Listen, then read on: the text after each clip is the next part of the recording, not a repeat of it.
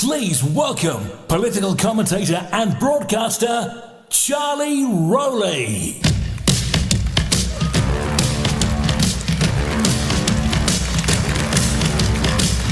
Oh, good evening, Aberdeen. Now. I know it's a Monday night, but you could do better than that. I said good evening, Aberdeen. Oh, yes, that's what we're here for. And welcome to the Reform UK Election Tour 2026! Yes, it's fantastic to be here tonight. We have been all over the country. We've been to the Isle of Wight, we've been to Basingstoke, we've been to Swindon, Sussex, Suffolk, Sunderland, Milton Keynes, Leeds, Hull, and many, many other places. But we are delighted to be here tonight in Aberdeen. Are you ready for tonight's show? Well, what a lineup we have for you this evening. We've got some brilliant speakers, a great interview coming up shortly, and it is my delight to tell you that before we kick things off, you will have your Reform UK chairman, Dr. David Ball is here. Yay! Much love for David out here at the front. He'll be followed by the leader of Reform UK Scotland, Malcolm Offord is in the building. Yay! And do you think that's it? No? Have I missed anyone, do you think? Yeah. Who could it be? Who could it be? Nigel! Yes, you've guessed it. The leader of Reform UK, Nigel Farage, is in the building!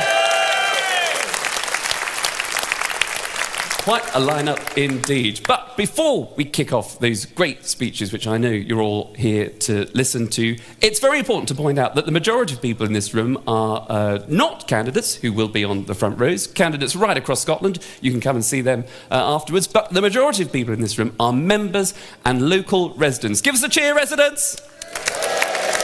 Indeed. And you are the most important part of the show because it's all about your views and what you want to hear from tonight. And we're going to talk to a few residents now, and it's my favourite part of the show. It's when everyone starts to relax. Now, this is completely unplanned. We don't know who we're going to first, but I'm drawn to this lovely woman here. Hello. What's your name? My name's Dorothy. Hello, Dorothy. Hi. And what are you doing here on a Monday night in Aberdeen, coming down to Reform UK? I'm looking for a new government. Do you agree with that, folks? Well, Dorothy, you're a hit already with the crowd, I can tell. What is it in particular about the current government that you're not particularly happy with, and why is reform, in your view, the answer? Gosh, that's $1 million question, isn't it? I haven't got that, I'm afraid. But have you got all night? I'm not happy with the government we have. I'm not happy with the way things have been dealt with, the lies that have been told, and I'm looking for a new government that's going to listen to the people. OK, do we agree with that, folks? Do we agree with Dorothy? Very popular people, Dorothy. Thank you very much. We'll go down a couple more here. Can I come and chat to you, sir?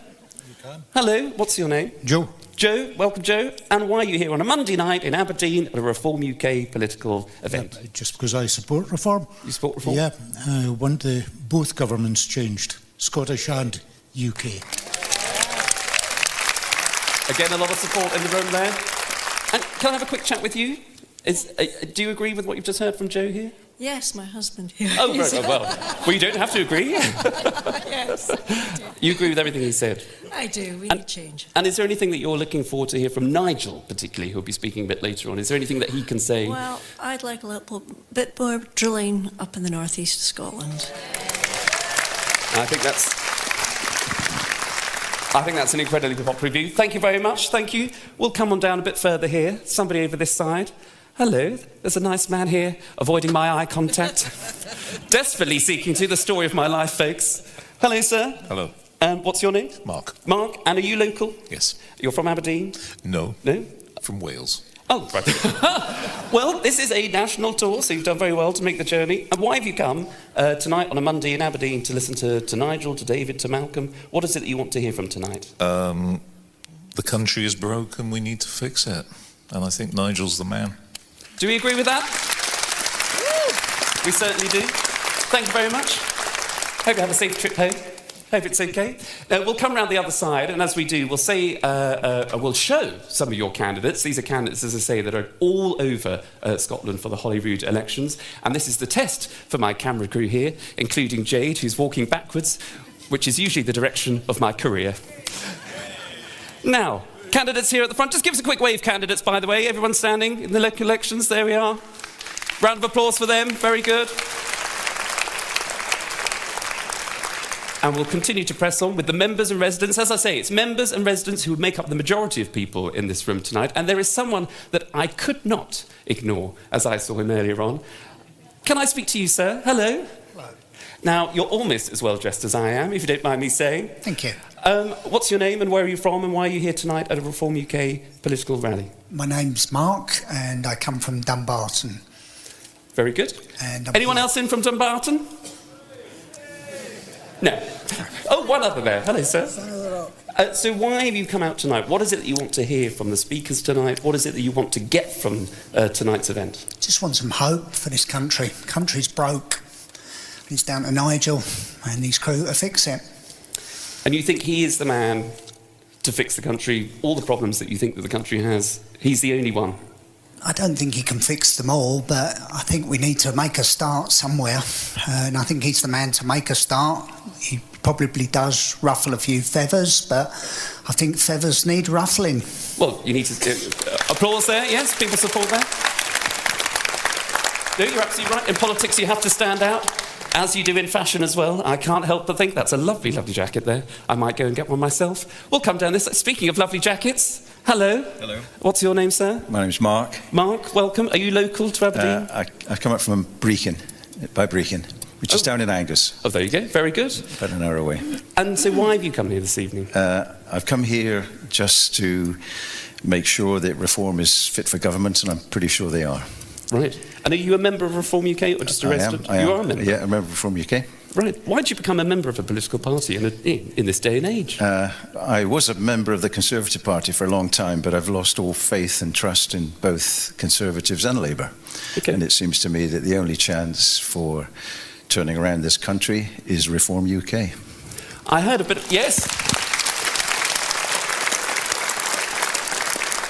My final question, because I heard a bit of applause there. A lot of people will be shifting away from what's been dubbed the two-party system. Do you find that amongst sort of friends, people that you talk to, that they think that, you know, the Conservatives you can't go back to, people want to get this Labour government out, you know, that's why people are coming to reform, or is there more to it than that? I think there's a sense of significant frustration about the principal political parties, the Conservatives, Labour, Liberal Democrats, the Nationalist parties. I think there's virtually nothing to tell between them, and the only political party which seems to differentiate itself is Reform UK. And it's why I'm a member, and it's why I believe, A, that they'll win this next general election. I think they'll do very well in Scotland next month. And I think we are in the last chance saloon, and they give us great hope. Last chance saloon. Do we think that, folks? Thank you very much for your time. That's very nice. A lot of love in the room tonight. We'll speak to a couple more people. I can't pass this gentleman here who seems to be wearing quite a similar jacket to the man that I just spoke to at the front. Hello. Hello. Are you local? Are you from Edinburgh? I live in Aberdeen. Edinburgh? Aberdeen, apologies. No, Aberdeen we are. Yes. Yes, I live in Aberdeen. And why have you come out tonight? What is it that's brought you here at the P&J in Aberdeen to listen to Nigel? Because I'm a member of Reform, and I'm hoping that Nigel will get in and help this country get out of the state it's in, with the fishing, the net stupid zero, and farming, everything, and clear our hotels of illegal migrants, and up with the country. Get moving. There you go. Thank you very much. A lot of support there. Now, I've identified, I don't know how we'll do this logistically, but I will try. And can I come down to this row here? Can I say hello? Thank you very much. We've not done this before, but I'll just come and say hello. Can I speak to you two here? Is that okay? Can I say hello? Yeah, of course. Hi.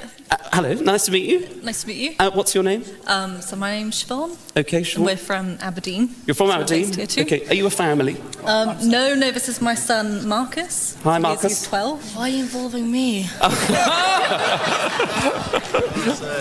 So, Marcus, you've been dragged out this evening, have you? You didn't want to come here, you wanted to stay at home. Well, we've come to support our granddad, who's one of the candidates. Oh, I see. Supporting Grandad? Oh, well, that's a nice thing to do, isn't it? There he is, waving away. So you've got Grandad standing, but you two are here tonight. Why Reform as a family do you think that it's important that, you come here tonight, but what is it that you think Reform offers, as I say, as a family compared to some of the other parties? I think we're open just to hear what's going to be said this evening and looking forward for... Very good. Well, I can assure you it gets a lot more interesting when I've left the stage, so don't worry. Ladies and gentlemen, please give it up for all of our local residents tonight. There we go. Well, as I say, we've got Dr. David Bull coming up, we've got Malcolm Offord, and of course Nigel Farage. But first, we've got a wonderful interview now taking place with two very local people. I'm sure you'll want to hear all that they've got to say. I know I do. Please give a warm welcome to Elaine Craig and Ryan Adams.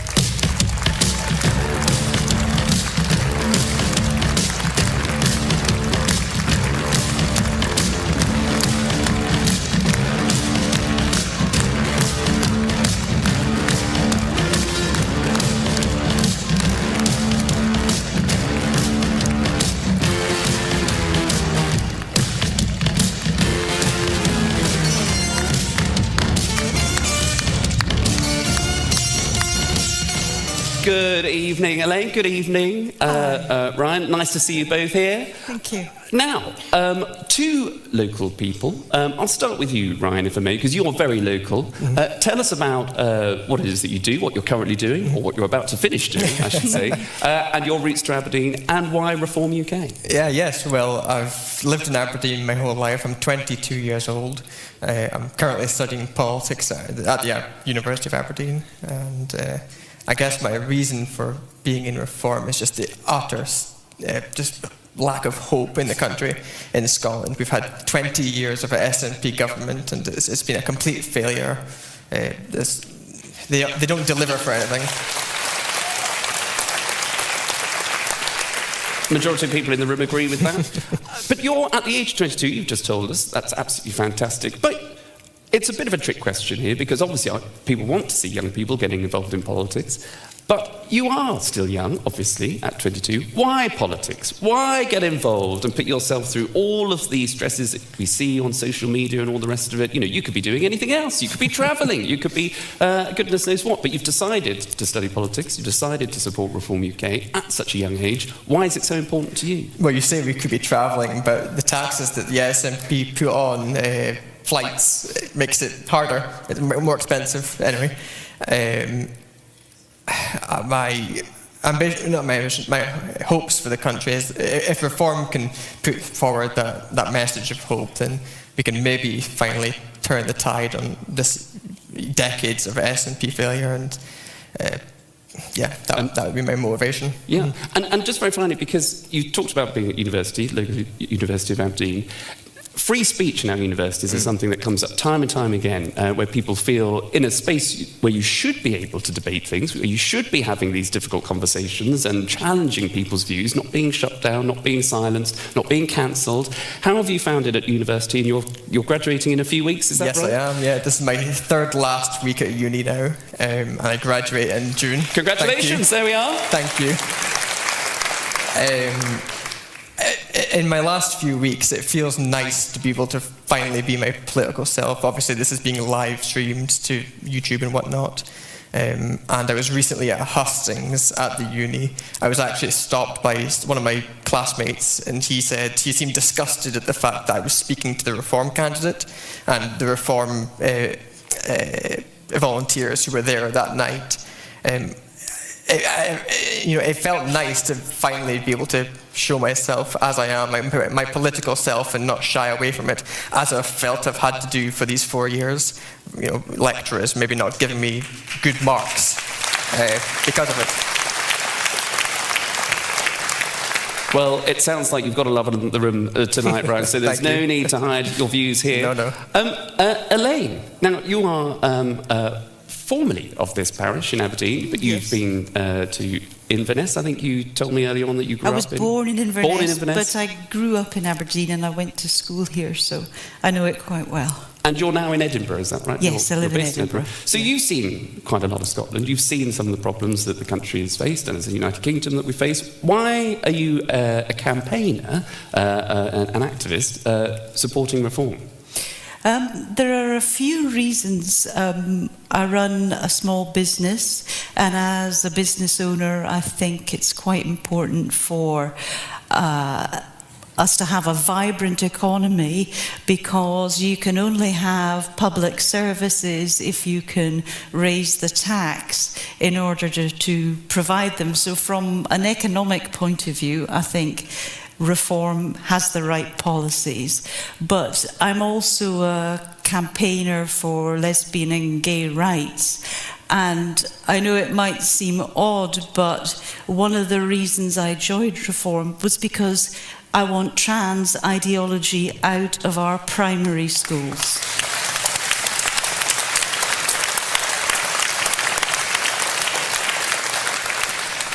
A lot of support there for that tonight, by the sounds of things. I mean, it's similar to the question to Ryan. Obviously, young people, then, obviously, something that you're keen to look into to make sure that young people get the best start in life and the best possible futures. Why is it that you think we are in the situation that you think we're in then, where there has been the balance of power shifted towards maybe more activist and campaign organisations rather than good old-fashioned common sense? I think one of the problems is that charities in Scotland have received a lot of money from the Scottish Government, and there's not been enough transparency in terms of allowing other viewpoints to be heard, because a lot of ordinary gay people, lesbians and gay men, don't think trans ideology is something that should be matched with our concerns. We're also a bit concerned that very young people are being given information about an ideology which might not actually serve them that well. Most young kids who are struggling with gender or who are gender non-conforming grow up to be normal gay and lesbian adults. And when they're put prematurely on a pathway that doesn't suit them, it's profoundly damaging to them. And I think it's a worry. And very finally, that is what you campaign on. That's what you're an activist on. But you told us that you're a businesswoman as well. Just tell us, what business do you run? Or what my partner and I run a small medical business. We run a hair transplantation clinic. But one of the things we do is we can transplant hair into scar tissue. So we run a business that's a niche within a niche. Yes. Well, I'm looking at a few backs of heads in this audience this evening, and I'm seeing a few elbows going across to the partners to say they might need to book in. So lovely to meet you both. Just very quickly then, what would be your message, your final message to people here, people watching at home? Why should they vote Reform on the 7th of May? I'll start with you, Elaine. I think you should vote Reform because democracy is in danger. We need different voices. We need to challenge the uni-party system that has failed us systematically. And in Scotland, after 2 decades of the SNP administration, Scotland is poorer and it is a less exciting place to live, and it has been damaged a lot by the SNP administration.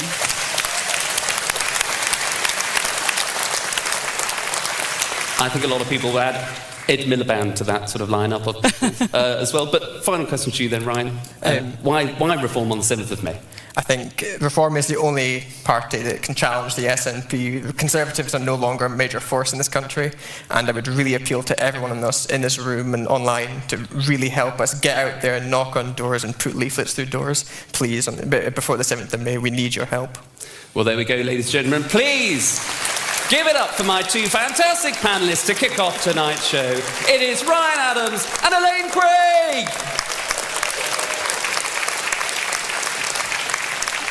And now it's time for your first speaker this evening. Please, Aberdeen, give a huge warm welcome to your chairman of Reform UK, Dr. David Ball.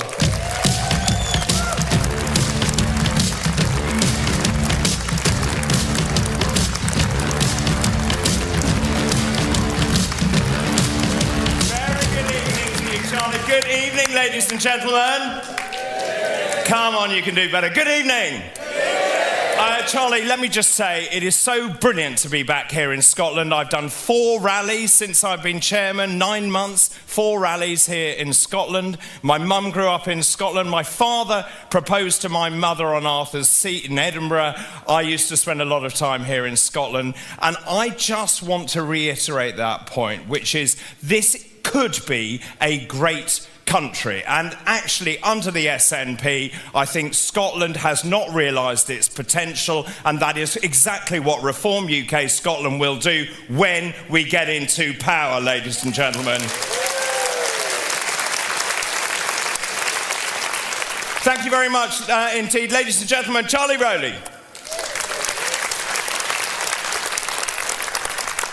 Well, a very good evening to you, Scotland. Let me just say it is great to be here as we ramp up to these crucial elections in just over 3 weeks' time. Now, if you're watching at home, we are in Aberdeen tonight, which is known as the Granite City. And that's because many of its buildings are made from local granite, which sparkles in the sunlight. It's also known as the Silver City by the Sea. Now, my chairman's tour of Britain started 10 months ago in guess where? Yes, in Scotland, in Perth. And the reason I chose to do that was to underline the importance of Scotland in its own right and also as an integral part of the great United Kingdom.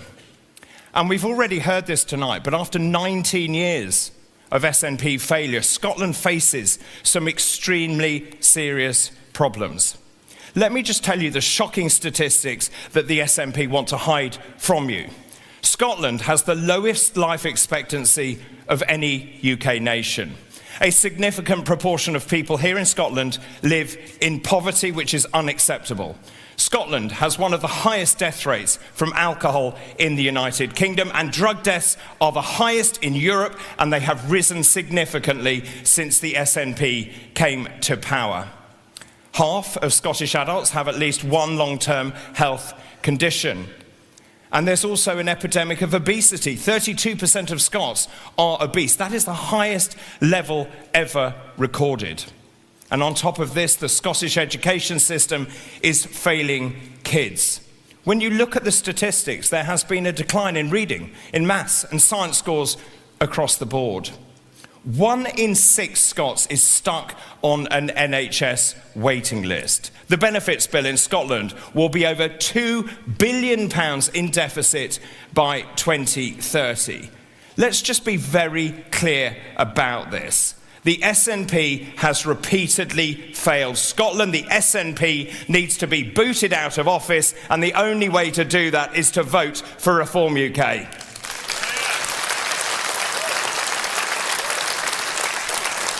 Now, as I said, I spent a lot of time in Scotland. I have spoken to a lot of people here in Scotland. And when you ask the Scottish people, what are the top 3 issues in this country that you're most worried about?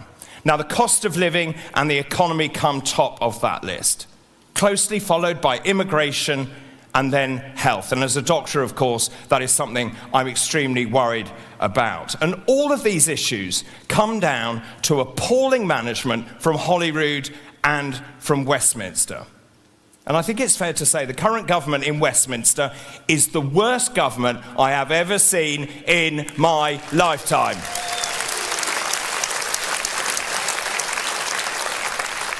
And I've been thinking about this a great deal, you see. The thing is, great countries need a great leader. And what do we have?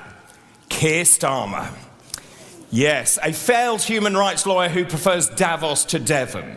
This is a man who languishes with a net approval rating of -47. In fact, Keir Starmer's approval rating is so bad that at this point the taxman, rail replacement bus services and even the Scottish weather are more popular than the current Prime Minister. You see, there's a fundamental problem, isn't there? Because Labour has absolutely no idea what it is doing. They have totally trashed the economy and they have kicked businesses where it hurts. When you look at farming, they have launched full frontal attacks on our farmers in Scotland. I don't need to tell you, farming is the lifeblood of much of Scotland, with about 45,000 farms representing about 65% of Scotland's total land area. Now, the Westminster politicians are either incredibly ignorant or they don't care. And Labour is destroying the very best of Scotland. They have presided over rocketing energy costs. They're worshipping on this crazy altar of net zero. It's really simple. They should and could have done this. They could have made Scotland a global gas and oil superpower. But instead they chose to rely on intermittent renewables. All of this, ladies and gentlemen, is totally unacceptable, and it is utter madness. And unforgivably, I think, the Labour government has allowed the illegal invasion of our country, of Scotland, to continue unabated. And let me just tell you, 41,000 people came here illegally last year. That is the second highest number of crossings ever recorded. And it is clear to me that Labour prioritises illegal foreign migrants over Scottish citizens. And this must stop once and for all. And let me be clear, only a Reform UK government will stop Scotland being invaded once and for all.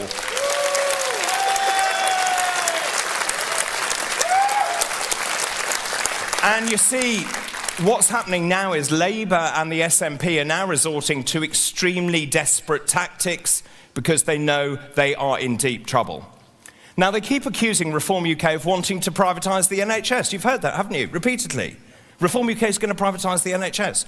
Well, let me be very clear here, because I'm a medical doctor. I also happen to be the person who wrote the health policy, and I want to be very, very clear to you this evening, this is a blatant lie. Under a Reform UK administration in Scotland, the NHS will remain free at the point of need.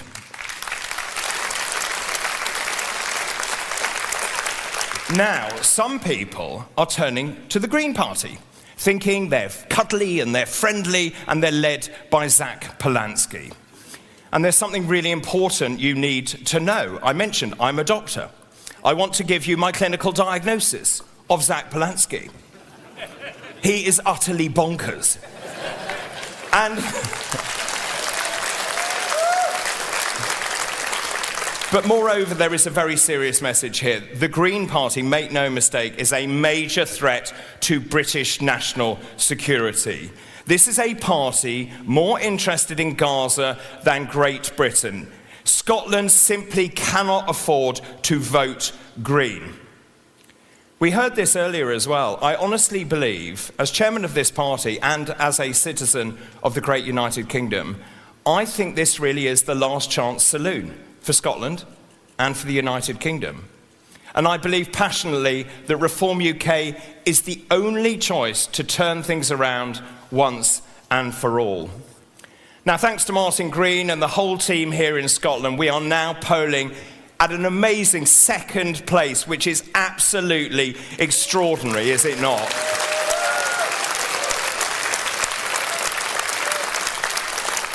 But ladies and gentlemen, it's now crunch time. These Scottish parliamentary elections are in just 24 days' time, when the Scottish people will elect 129 members to the Scottish Parliament. I really cannot express how important these elections are for the future of this great country. It is now time that we come together and we have to fight for the Scottish people and for Scotland. It is time that Scotland roars again, and the only way to make that happen is to vote for Reform UK Scotland.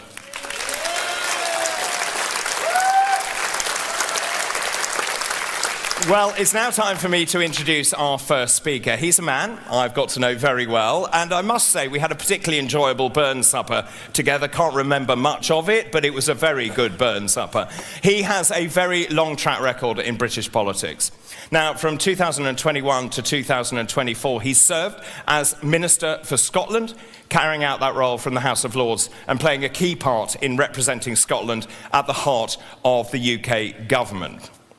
But last year, he made a really significant decision. He chose to put country before career, and he resigned from the House of Lords so he could take on the role of leader of Reform UK Scotland. It was a really bold move. I think it was a move that shows his commitment to standing up for Scotland, for common sense politics, and for the future of our great United Kingdom. He is a very proud Scot, he is a very successful businessman, and he's an even prouder unionist. Now, before we meet him, let's see his story.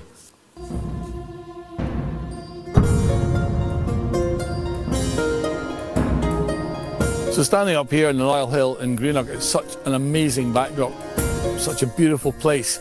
And Scotland is a beautiful place, full of creative and innovative and productive people. The reality is over the last 25 years we've been let down by the politicians, been let down by the governing parties, by Labour and the SNP in Scotland, and by the Conservatives and now Labour. And the people of Scotland deserve better. There's so much more potential here. Scotland has got the most amazing natural characteristics. We have great business potential, we have great centres. A lot of people live here and commute up to Glasgow, but what we really want to think about is how do we get good, well-paid jobs back here in Inverclyde, where there's a lot of talent, a lot of innovative people. And that, again, is going to be the focus of the Reform campaign, because we want better public services. At the moment, people are paying too much tax in Scotland and not getting good enough public services in return. For the last 20 years, this country's been governed by politicians who have no ambition to make Scotland successful. The sad reality is that Scotland is broken, but it doesn't need to be this way. I know that all of you are just as ambitious as I am to put Scotland back at the top of the table, to make Scotland the most successful part of the UK. And that is why I gave up my lifetime cosy seat in the House of Lords, and that's why I wish to serve the people of Scotland. On May 7th, we have the opportunity to give a voice to millions of Scots who've been taken for granted. Ordinary, decent, hard-working Scots who get punished for doing the right thing. A voice to those who want to work, to earn more and succeed for themselves and their communities. We're told we've got no policies. Well, here we have them. So we're in good shape to spread the message of hope to every corner of the country, from Wick to Wigton, and everywhere in between, so we can finally turn the corner on 2 decades of national decline. Things here are not working the way they should be. Our school system is not what it used to be. Our healthcare system is not what it used to be. Our cohesion, our community is not used to be. So I'm really passionate that we can listen to local people in our communities. Let's live and work well together. Let's grow prosperity. Let's grow that prosperity in Inverclyde, and let's grow that prosperity in Scotland. Scotland is broken. Scotland needs reform.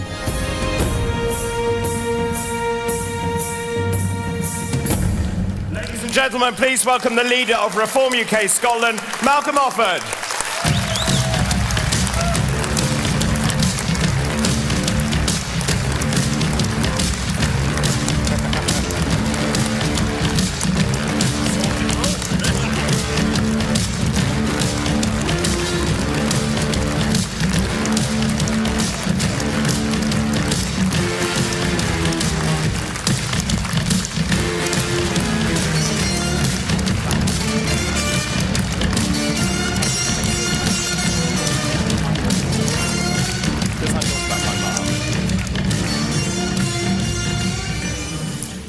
Rowie, how lovely it is to be in Aberdeen, the granite city.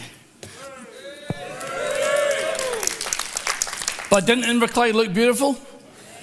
The pride of the Clyde, right? Sunshine on the Clyde. I recommend it. That'll be the next tourism advert for Inverclyde Tourist Board. I'm very proud of my hometown, I have to say.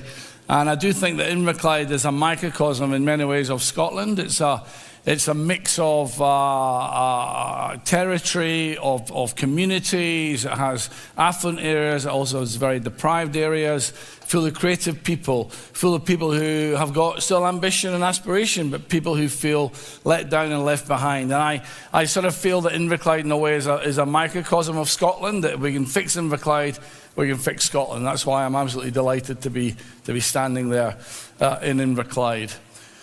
So I usually come on at these moments and tell a joke, but I'm told I shouldn't be doing that anymore. But what I can do is perhaps link Greenock to Aberdeen, not least of all that my parental grandparents were Aberdonians. But a very famous quote from quite a famous football manager around here by the name of Fergie, Alex Ferguson, when he was managing Aberdeen in their pomp. And there's a very famous quote that he said that was as follows. He said, you know, as manager of Aberdeen, and we won 4 league titles, 3 Scottish Cups, but we beat Real Madrid in the European Cup. The only team we couldn't beat was bloody Greenock Morton. How about that? How about that? So, look, it's great to be here. We are, what, 23 days away, 24 days away from the polling on May the 7th.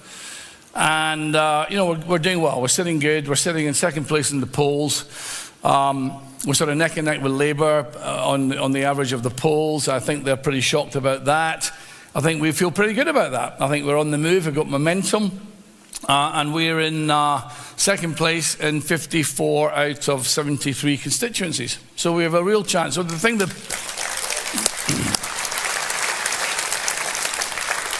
none of the pollsters and none of the pundits are saying is they are saying that we won't win any constituencies. They think that we'll get a certain number of seats. Let's say it's 20, 15, 20, whatever the number might be. But they'll only come through the list. And I have a strong feeling that we will win constituency seats. We've got really strong candidates in the local areas. And this dam will break. And let's make sure we break this on the 7th of May.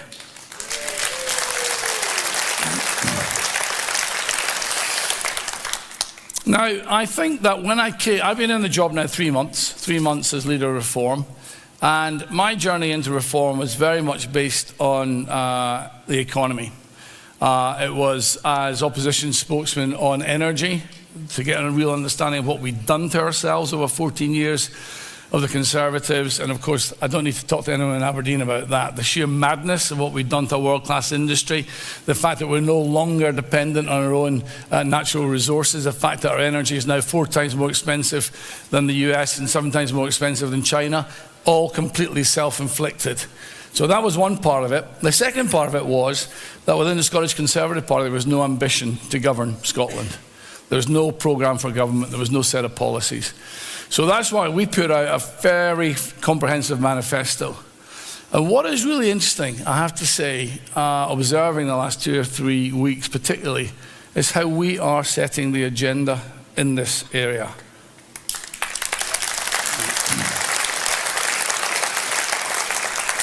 Look at the Labour Party manifesto today. We've won the argument on talking about economic growth. They will talk about it and don't know how to deliver it. We know how to deliver it.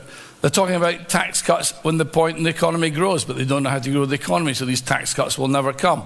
We will give you tax cuts now because we know that if we give you the incentive, you will grow the economy. We've also won on energy. The fact that no industrial, no modern country can grow its economy with expensive energy. And we've won the debate on work to welfare, where the balance has gone wrong between work and welfare. Work should always pay more than being on welfare. We've won the, yes indeed.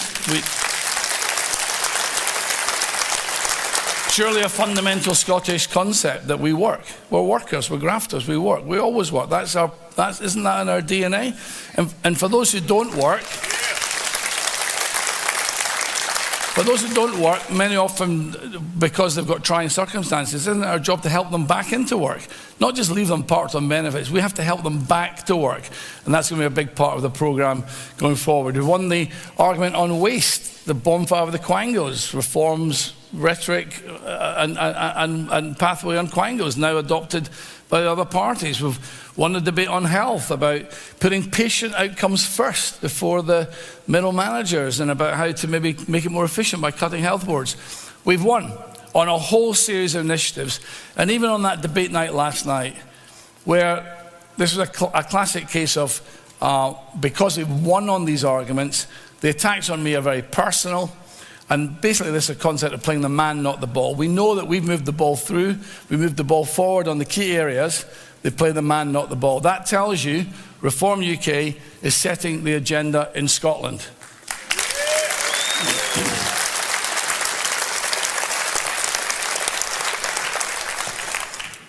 But the topic I want to focus on tonight is immigration. And I'm actually surprised for myself that I'm talking about this evening. I would not have predicted that this would have been my keynote speech 3 weeks out. I'm really surprised by this. And it's because when I joined, I knew that immigration was an issue, but I had a feeling that this was a much bigger issue in England and not so much in Scotland. Well, I've gone on a journey, and I've done what I always do in any issue. I go and look at the problem and look at it honestly and talk to people on the coalface to find out what's really going on. And I've been quite staggered by what I've learned.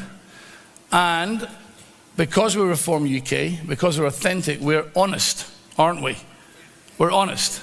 We're honest. We don't shy away from real issues in real communities with real people. And what I've learned in 3 months is this is a real issue. And we're being accused, Reform UK is being accused of inventing this issue. That we are creating division, that we are sowing division by bringing this issue to the politics. And yet the polls say that this is now a top 3, if not a top 2 issue in Scotland. And therefore we need to talk about it. I want to talk about 2 things in this regard. I want to talk about the first thing I did was to go and find out who these asylum seekers are.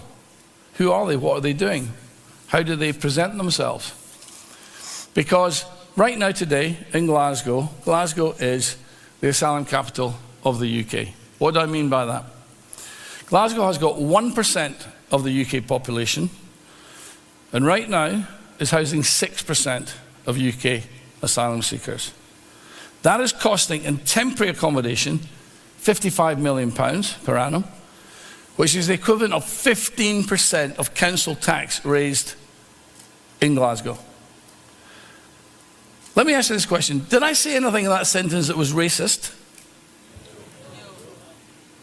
1% of the population, 6% of UK asylum seekers, £55 million and 15% of council tax. What I said was, these are the facts. That is what's actually happening in Glasgow, because the SNP did something out of their self-virtue, as they always do, to make a difference between how it happens in Scotland versus England. And what they did was they cut the local connection rule, the concept of priority need for local people. We have this bizarre thing in Scotland that sometimes we get made fun of in the UK is we do something called we queue up, don't we? We queue up for services.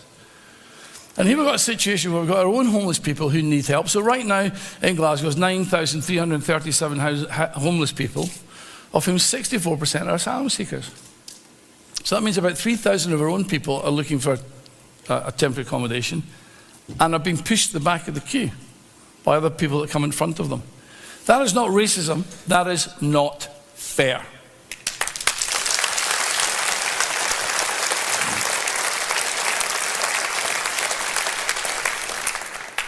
We've talked about the Boris wave. The Boris wave came in and has brought in, by ONS numbers, 4.8 million people into the UK, of whom about half of those, if not more, will end up with permanent residency here. It's just the sheer scale of the numbers that we just can't cope with. And Glasgow is taking the brunt of this within the UK scenario. And I met one or two of them. I met a particular chap from Kurdistan. On the night shelter, he's got 30 beds there. And in that evening, there were 2 local people that came in. There were 2 Scottish people in the hostel that night and 28 asylum seekers. This particular chap from Kurdistan had paid to come to be smuggled into the UK, came into the south of England, spent a year in Liverpool, got the indefinite right to remain, and then came to Glasgow because the deal in Glasgow is better than anywhere else. I asked him what he was doing. He said he was still at college. What were you doing at college? Where? He's still at college in Liverpool. How does that work if you live in Glasgow? Well, I go down there 1 day a week. Sorry? How does that work? And the reality is that I don't blame him at all. At all. He was very well groomed. He, in comparison to the two Scottish guys who were really in quite desperate state, he looked in reasonable shape. I don't blame him. I blame the system that's created an incentive for him to come. He's an economic migrant. He's not running away from a war-torn country. He's come through France. That's a safe country. But he's come to England and then to Scotland because we give an easy deal. And that's fine. We always look after people in need, but we've also got our own people to look after. And this is a matter of fairness to the Scottish people, and we don't have that right now.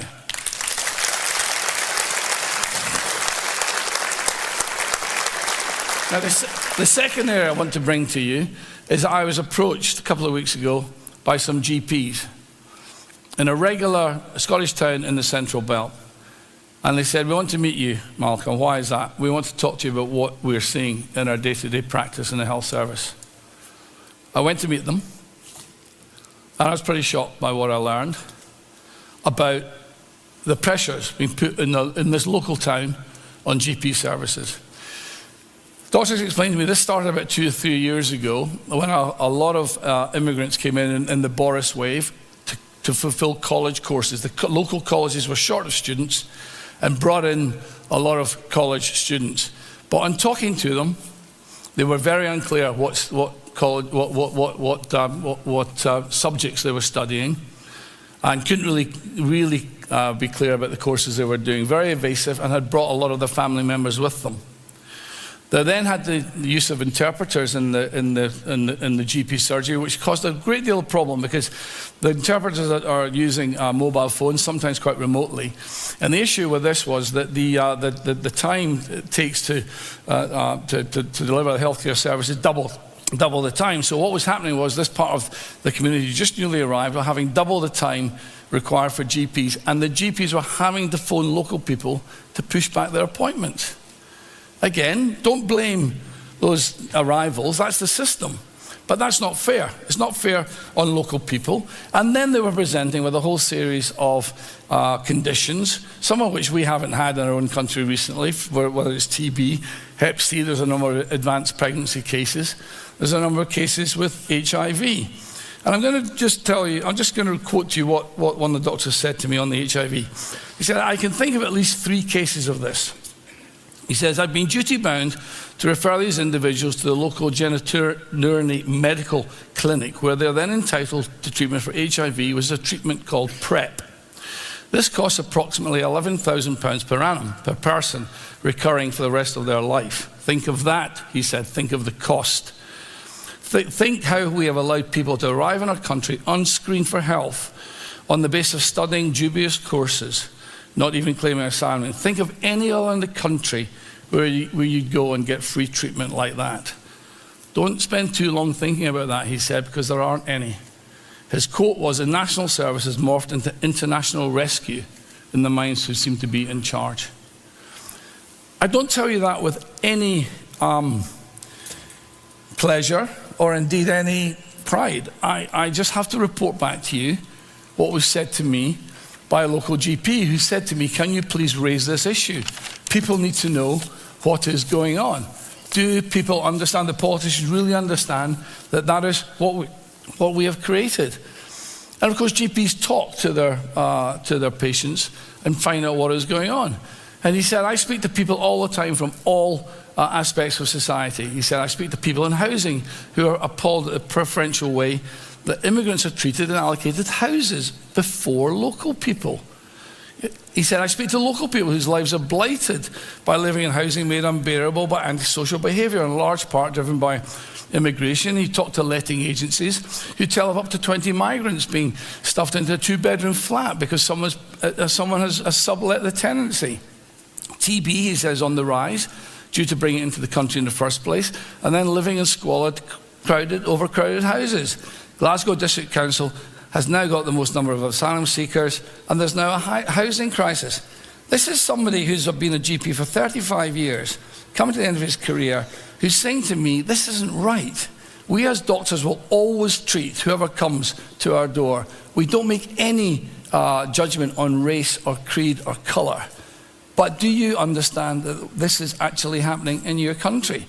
So there are two examples I've given you of where, by just going to meet the people in the community, and you might say it's anecdotal, but they can back up what they're saying in both cases. But what they're saying is that they are seeing on the ground real pressure in our public services when we know that there's a massive cost of living crisis in our country.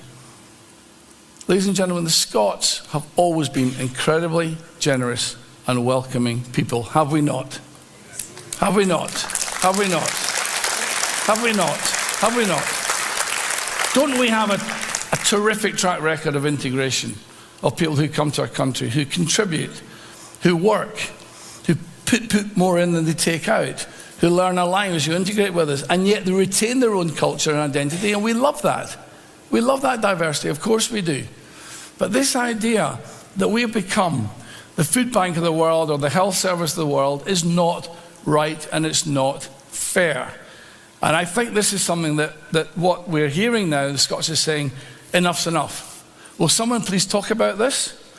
Now, again, I've raised the stakes this evening by talking about this, by giving you my personal observations and experiences. And no doubt I will be pilloried again in the press for being a racist and for stirring something up. I'm not. I've never been that in my life. I'm reflecting back what I'm being told is happening in our communities, especially our working class communities. And they are at a breaking point, and this has to stop. We are the most generous and welcoming country in the world, but we need to look after our own people. And if we see, and the division that comes from this is the division in our communities which lose cohesion. The cohesion in the past has always come from controlled immigration, and Reform UK will always back controlled immigration. Skilled people who come here to help fill our skills gaps, we'll always welcome. But we have our own people we need to help back to work. We have 800,000 adults in Scotland who are economically inactive, of whom half we know want to get back to work. And we have to help them back to work. And if we give those jobs away to low-skilled immigration, we then cut off the rope ladder to our own people back to work. Surely as Scots, is one thing that we pride more than anything else, is it not that we work?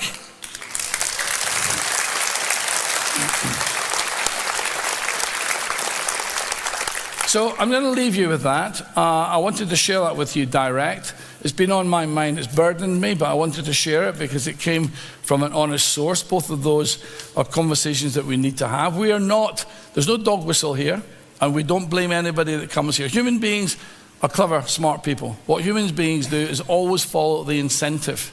And the incentive we have right now is too high for people coming in. There's too many freebies and goodies to be had versus looking after our local people.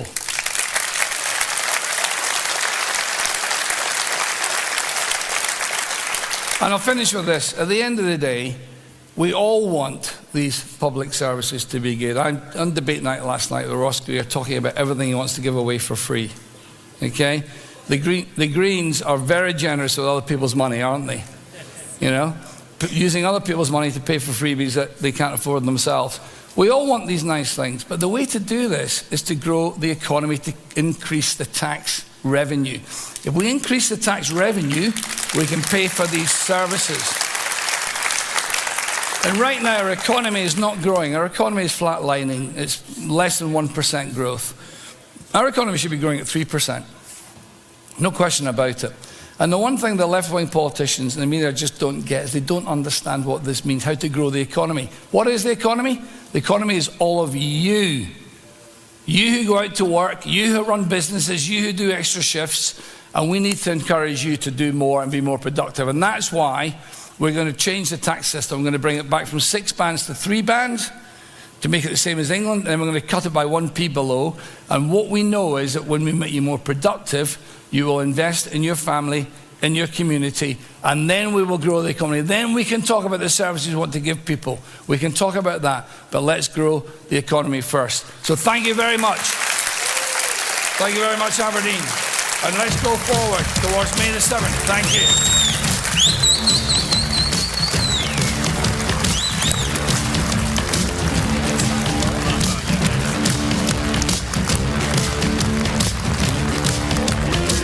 Gentlemen, I just want to point out, by the way, our new tartan. Yes, Reform UK Scotland tartan, thanks to Martin Green. I'm also wearing my Saltaire socks as well, because I'm in such esteemed presence. Now, someone else wearing similar, if not the same tie as me, is our final speaker tonight.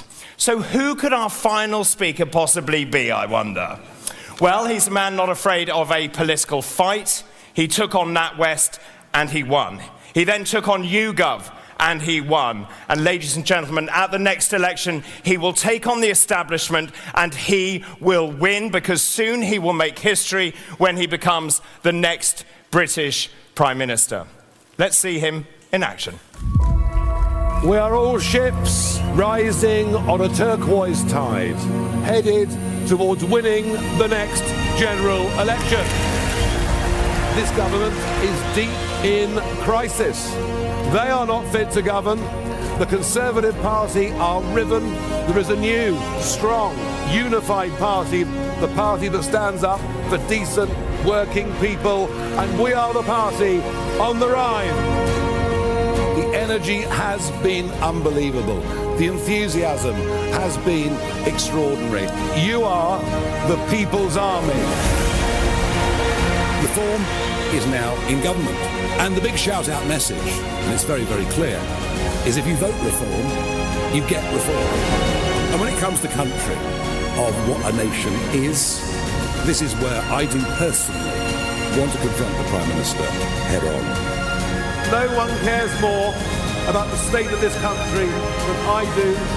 There is nobody more determined than me. But I tell you what, folks, that was just the beginning. Thank you very much indeed.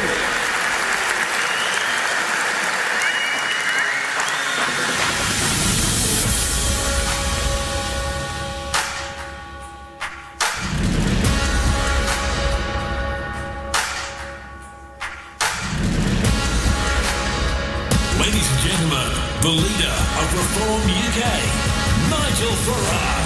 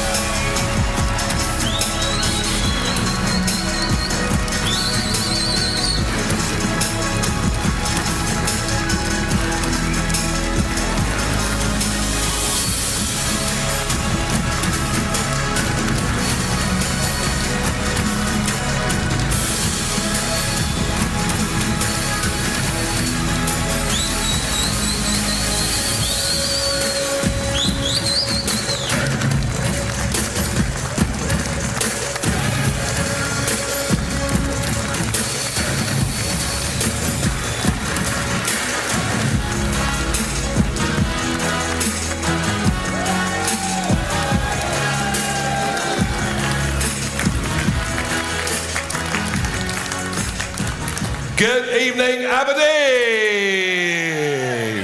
Thank you. Well, some fireworks to begin with. And are we going to get some electoral fireworks on the 7th of May here in Scotland?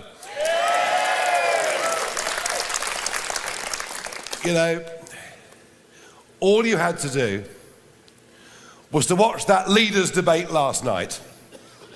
Did you watch it? Yeah. Did you find John Swinney inspiring? No. And Asawa or any of the others? What was so interesting about that debate, and frankly, what has been so depressing about Scotland's independence from the United Kingdom in the sense of devolution, is has everything since 97 made Scotland happier, made Scotland richer, Made it more successful? And yet what you see from Sawa, from all of them, Swinney, is the same tired old formula. What they are offering the Scottish electorate is more of the same in the next few years. And frankly, that is why Reform UK is needed. It isn't that devolution is the wrong thing. It is that devolution has been handled by people who have bungled it, made everything worse in Scotland. Scotland is broken, and Scotland needs reform. And of that I'm certain.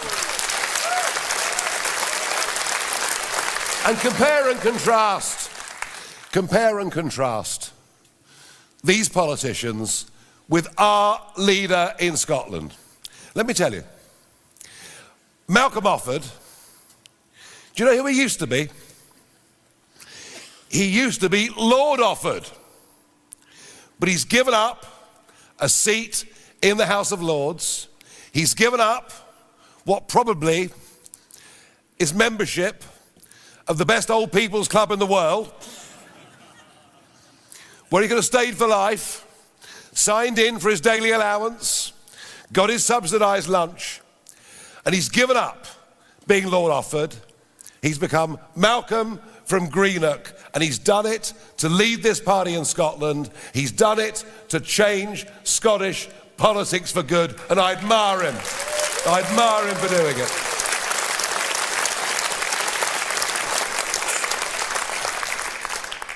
And isn't it time we actually had some people in politics who know what success in the real world is like, who know what it's like to take risk, who know what it's like to make money. Because if you think about it, governments, be it Westminster or Holyrood, they should be thought of as companies. It's about making Scotland wealthier. If Scotland gets poorer, its services decline, its debt goes up, its tax goes up. And I feel that Scotland, like much of the UK, under this Labour government, oh dear, I mean, Starmer. Have you ever met anybody, the farmer harmer, I know. Have you ever met anybody more indecisive in all your life? Can't make a decision, has to read scripted from notes. I said he was like a pigeon in Trafalgar Square looking down at his notes and never answers a question. The last PMQ I had, I asked him a serious question, as I'd done the week before, and there's a pre-scripted nonsense answer, which is why I and the other Reform MPs walked out of the House of Commons in disgust.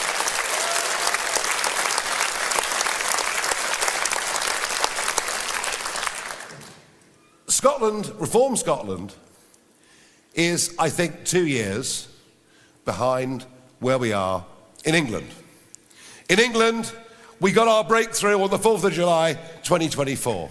Got our first handful of MPs elected.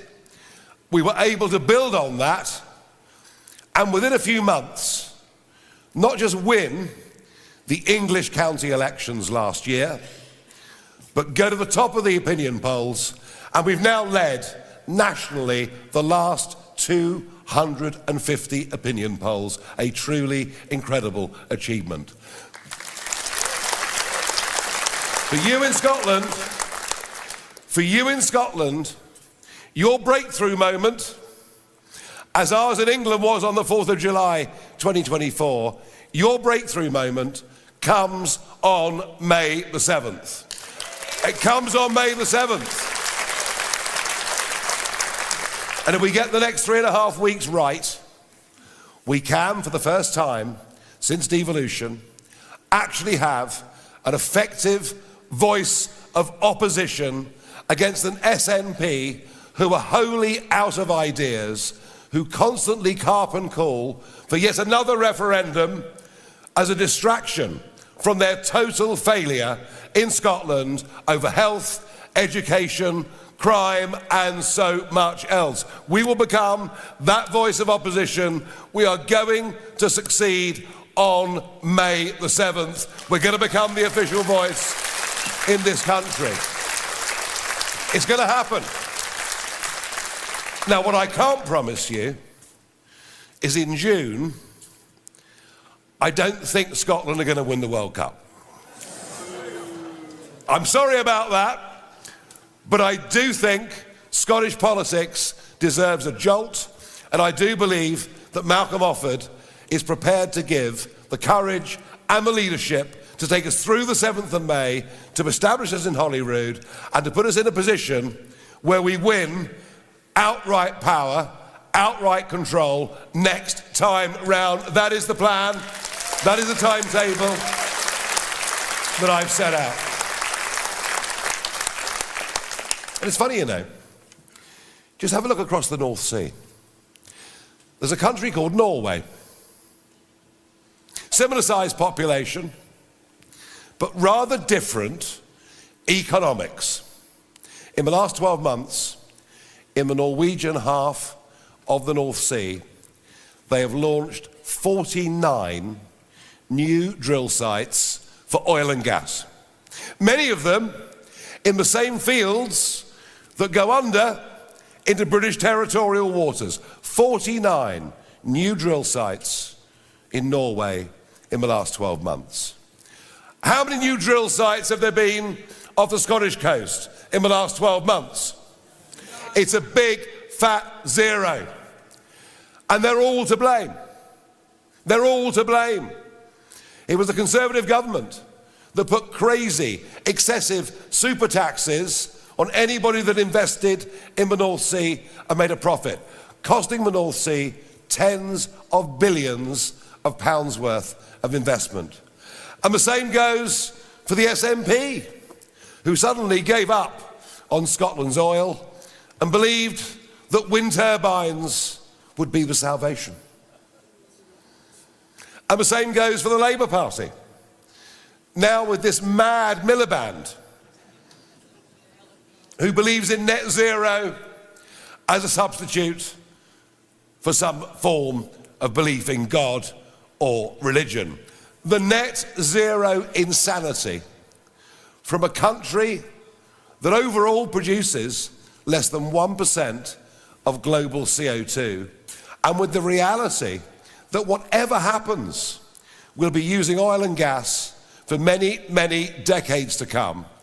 What has happened to Scotland, what has happened to Aberdeen, is an act of self-harm that was wholly, wholly unnecessary.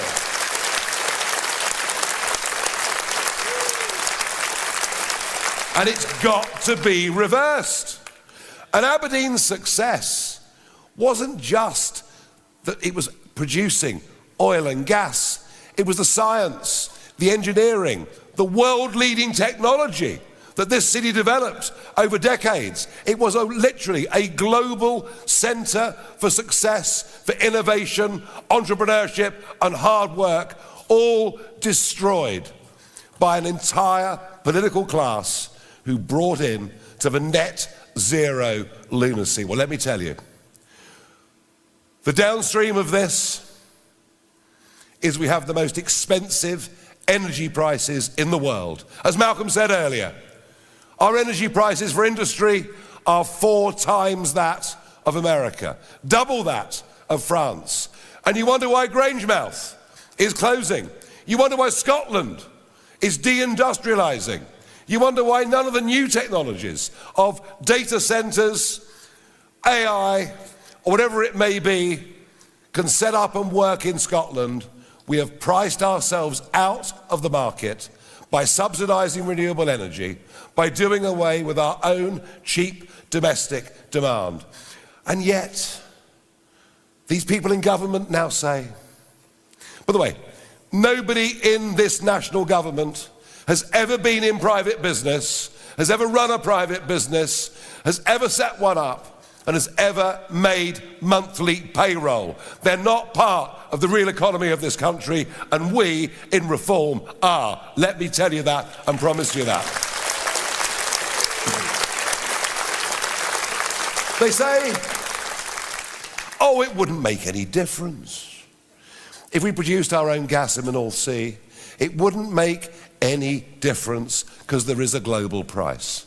Well, have a think about it. Most of the gas we currently import comes from Montana, where it's taken out of the ground, it's liquefied, it's shipped across the Atlantic, it's regassed, and then taken to where it's got to get to. Do you think all that process is free? These people haven't got a Scooby-Doo. They've no idea how the world works. Produce your own gas, produce your own oil, have cheaper prices, and yes, our aim in the years to come, when we get in power in Holyrood, is to have massive, massive production of energy, to become a huge exporter, to have cheap prices, and to re-industrialise Scotland and bring people proper jobs.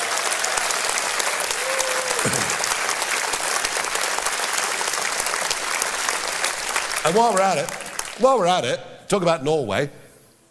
Norway has, as do the Faroe Islands, Norway has a 200-mile exclusive economic zone for fishing. All the fish that swim, live and move within that 200 miles are under the control of Norway. And if Scottish pelagic boats want to go and fish over there, they have to pay a licence fee. But to fish under the environmental standards set by the Norwegians. They've done well. Look at the Faroes. The Faroes is now a very, very rich set of islands with massive interconnecting tunnels, huge income, much of that wealth built on fish.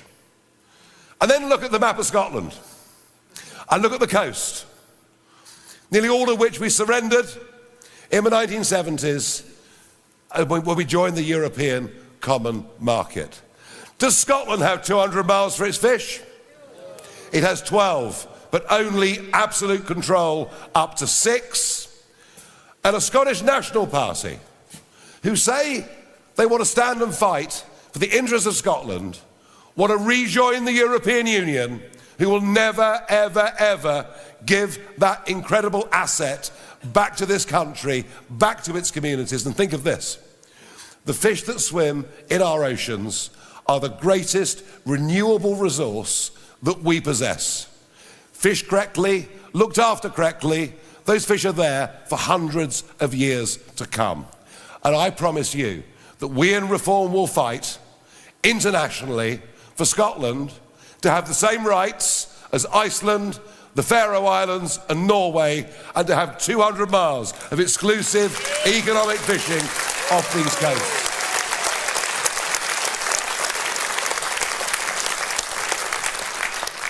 But of course the really big debate that they don't want to engage with, it's too difficult. It's too upsetting. They always say, Scotland is different to England. The Scots are not concerned about mass immigration in any way at all. The Scots are quite happy for young men who come in boats into Dover to go straight to the top of the social housing list. The Scots are quite happy that Glasgow has become the asylum capital of the United Kingdom. But you know something? It simply isn't true. And I think there is a growing awareness in Scotland that mass migration, and particularly opening the door to young men who should, when they arrive at Dover, be detained and deported and not put in hotels in Glasgow.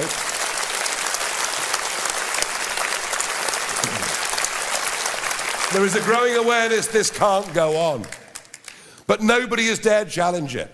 Least of all, the utterly feeble, useless, hopeless Scottish Conservatives, who I hope after May the 7th get consigned to total irrelevancy. And you know what? It couldn't happen to nicer people.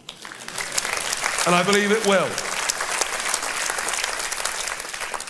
And as Malcolm has said today, and this will get picked up in the press, The idea that somebody can newly arrive in Britain and get expensive NHS treatment, whether it's for HIV or hepatitis or for whatever it is.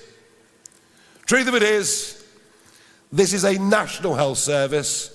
It is not an international health service, and people who pay their taxes deserve far better.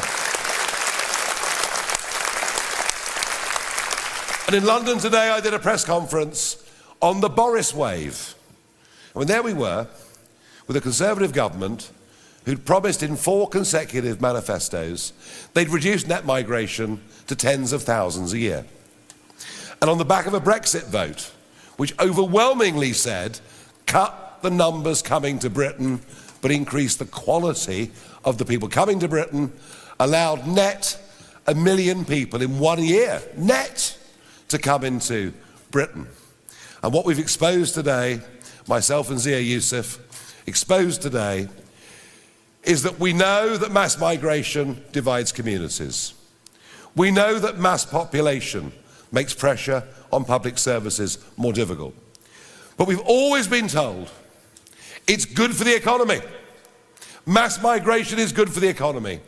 The figures we produced today show the Boris wave alone, if everyone gets indefinite leave to remain, will cost across the United Kingdom over the next decades, every household, £20,000. And for daring to say these truths, our Sawas and our Swinnies and others will call us nasty names. Oh yeah. Of course, I'm quite used to being called nasty names. And on the internet, the mob will be after us and say we're beastly. But do you know something?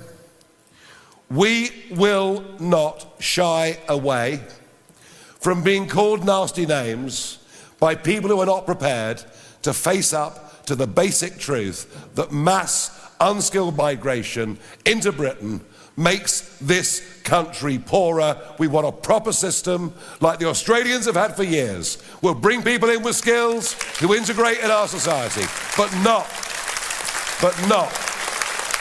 what we've got today.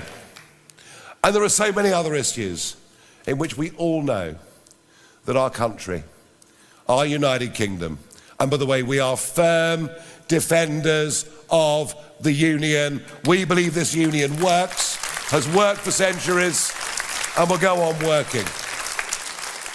But we all believe that our great country is in terrible trouble. We see the collapse of law and order, the collapse, frankly, of common decency, the total lack of respect that our leaders have had over many years now for the family, for the sense of community, and frankly, even for the country. This government is more concerned about what some bogus court in the UN thinks than what is good for the interests of the British people.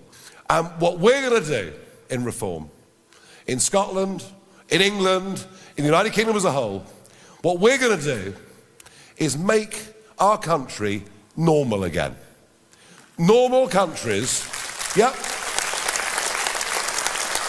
Normal countries are proud of their past and teach their kids to be proud of their past. Normal countries control their borders. Normal countries do not allow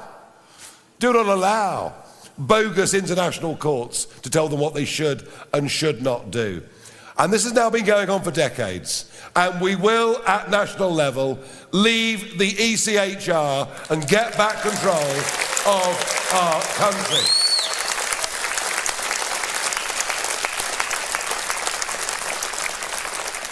It's not radical. It's not crazy. It's just doing what nearly every other country in the world does. Just as you put the interests of your family ahead of those of your neighbours, you may love your neighbours, but you put your interests of your own family first. We're going to put the interests of our people, our safety and our security above that of what anybody else in anywhere else in the world ever thinks or says to us. But we must also face the fact that the world is in very, very deep turmoil. We have always been enormously proud of our armed forces, and in particular, the Royal Navy. And Scotland, of course, has always been the home, the base of many over the centuries of our great navies. For it to have taken 3 weeks and 1 day to send a single Royal Naval vessel to defend British sovereign territory in Cyprus, and that one vessel has now had to go into port because it's broken down, is, I think, the ultimate international humiliation for our country. I cannot think of a lower moment where the rest of the world must look on and simply shake its head.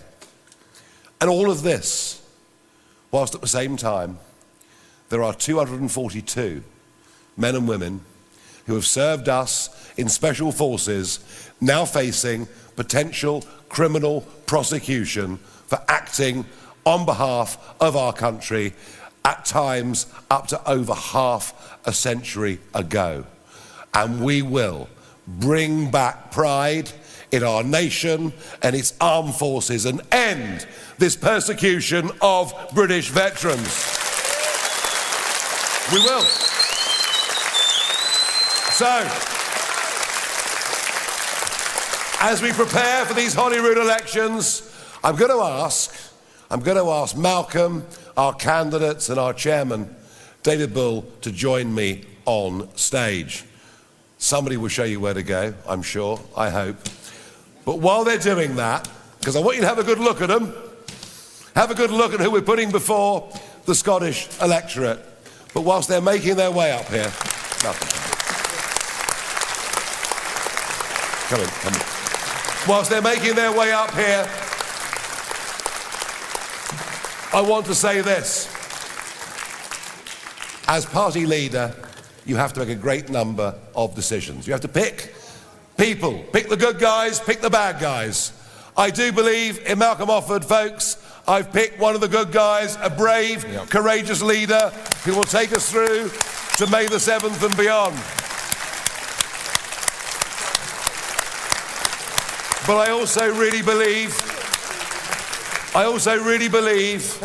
that May the 7th is not just the breakthrough moment for reform, that May the 7th is the breakthrough moment for Scottish politics post-devolution over a quarter of a century ago.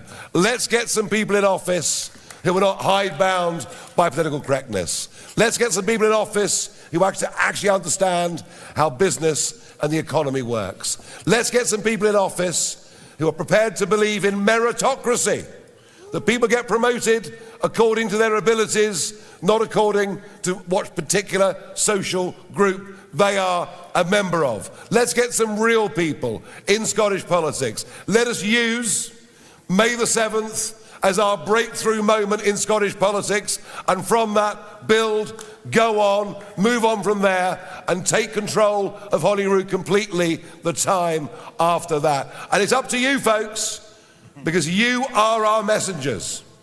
We want you to go out and be our evangelists. We want you to persuade your friends and neighbours to vote for us. We want you to make every effort you can to make sure, is everything all right?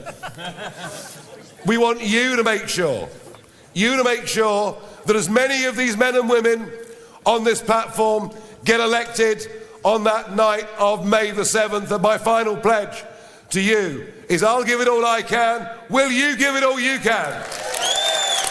Thank you very much indeed. Good evening.